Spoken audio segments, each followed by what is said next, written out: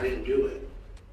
Help me understand this. What does he mean by he didn't do it? You just pled guilty to it. Because I'm being advised by my attorney. I just accepted your plea of guilty to this charge, Mr. Harris.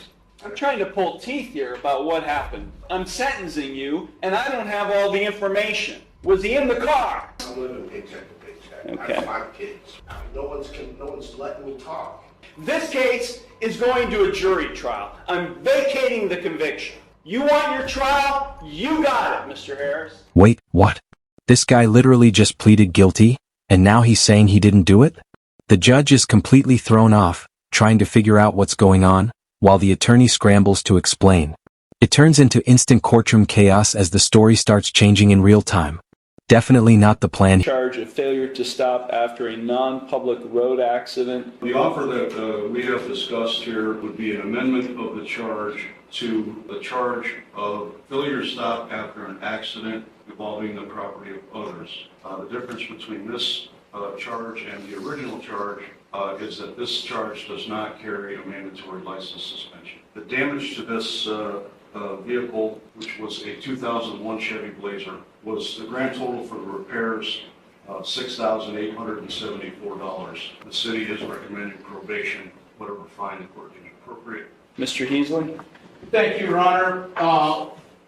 He very much wishes to resolve this matter, Your Honor, along the lines of the stated plea offer, although he is aware that this court does not have to follow such plea agreement.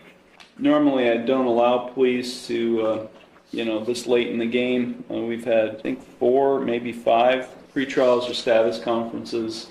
Because the level or degree has not changed, and essentially not much has changed in the way of the plea other than what was outlined by the counsel, I will allow this plea to go forward. Thank you. Mr. Harris, it's my understanding today you wish to plead guilty to an amended charge of failure to stop after an accident involving property of others, a first-degree misdemeanor, a violation of Section 335.14a of the Conneaut City Ordinances. Is that what you wish to do today? Yes. You understand by pleading guilty to this charge that you are waiving your right to a trial, which includes your right to cross-examine witnesses and to confront evidence presented against you. You'd be waiving your right to testify or not to testify without any negative connotation. You'd be waiving your right to subpoena witnesses. You'd be waiving your right to a jury trial. You'd be waiving your right to be proven guilty beyond a reasonable doubt. All of those are trial rights you'd be waiving by pleading guilty to this amended charge. Is that what you wish to do? Yes. And are you thinking clearly and do you understand everything that's happening? Yes. Okay, I'm going to provide to you, Mr. Heasley, a written waiver of your trial rights and right to a jury trial and acknowledgement of effective plea. If you find that document acceptable, you can sign and date it. Harris and myself have executed the waiver of trial rights and right to a jury trial and acknowledgement of effect of plea in this instant case, handing it to the bailiff. Thank you very much. The court does find that defendants, as I indicated, will allow the amendment to go forward. I do find the defendant's plea of guilty to the amended charge to be knowing, voluntary, and intelligent. The court will accept the guilty plea to the amended charge, and I will therefore find him guilty of the amended offense. We will now proceed to sentencing. Mr. Heasley, is there anything you or your client would like to say at this time before I impose sentence? Thank you, Your Honor. My client, as indicated earlier, does wish very much to resolve this matter, and that basically what influenced the decision not to go to trial, which of course belongs to the defendant rather than counsel. We're aware that there is restitution to be made in this matter, and hopefully that will not be a problem. And he's aware of the possible sanctions that come along with this offense. We would hope that the court not suspend his driving privileges if possible. Mr. Harris, is there anything you would like to say at this time before I impose sentence? I'm not sure I'm allowed to say so. I just want to hope that I keep on sentence. I don't know what I can say, so. Okay. That's all? Yeah. Okay. Okay. Back on December 21st, Ms. Kreider's vehicle was parked in front of her residence in the street. It was struck by another vehicle. Officers investigated the matter, determined that the vehicle belonged to Mr. Harris. And at that point in time, they found pieces of the vehicle that were there, including a piece of a Cadillac grill ornament. And they matched it to the front of Mr. Harris's vehicle, and it fit. A piece of the Cadillac grill ornament fit perfectly. So that's how it was determined that Mr. Harris's vehicle was involved in the accident. Thank you. Ms. Kreider, is there anything you would like to say at this time before I impose sentence? No? Okay. Thank you. So I think if there's a restitution component being included in, it seems, because this was not a citation that was issued, this was a complaint filed with the law director, so I can't tell from the paperwork filed with the court whether he had insurance or not, but I'm assuming since restitution is a component of the sentence that there was no insurance? I wasn't the one driving it, so Was there insurance on the vehicle? I don't know. I didn't do it, so I don't know. I didn't have the car in my possession. Help me understand this. What does he mean by he didn't do it? I'm sorry.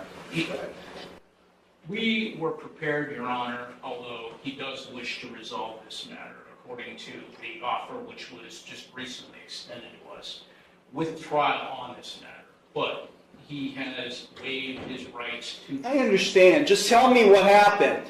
I understand. Just tell me what happened. I'd like to know what he's claiming happened.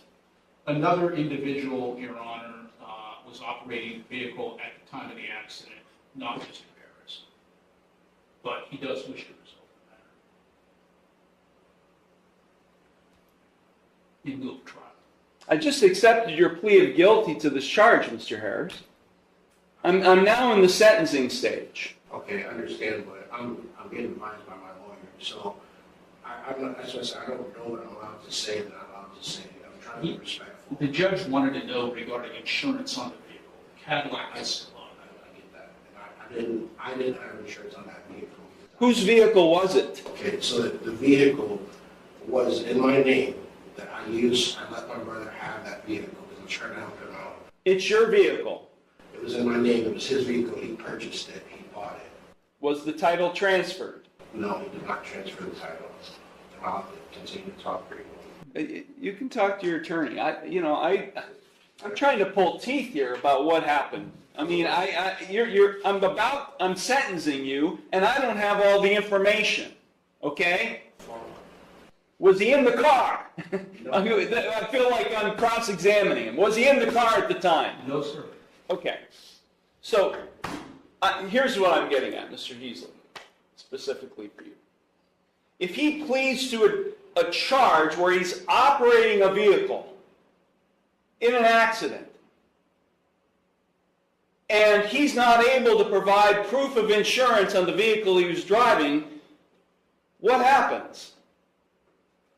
It's a non-compliance suspension with the Bureau of Motor Vehicles. Right? I mean, I know this amendment was all about trying to avoid a license suspension, but if he pleads guilty to operation and he's not able to provide proof of insurance, then it's a non-compliance suspension. Do you have the restitution to pay today? No, sir. How long will it take you to get it? This case has been pending since December. You haven't been setting any money aside for that possible consequence? I'm living paycheck to paycheck. Okay. I have 5 kids. I'm sorry, Mr. Harris, I'm but take a look behind you. I didn't do it You just pled guilty to it. because I'm being advised by my attorney. I asked last time I was here, I asked if I could talk. No one's letting me talk.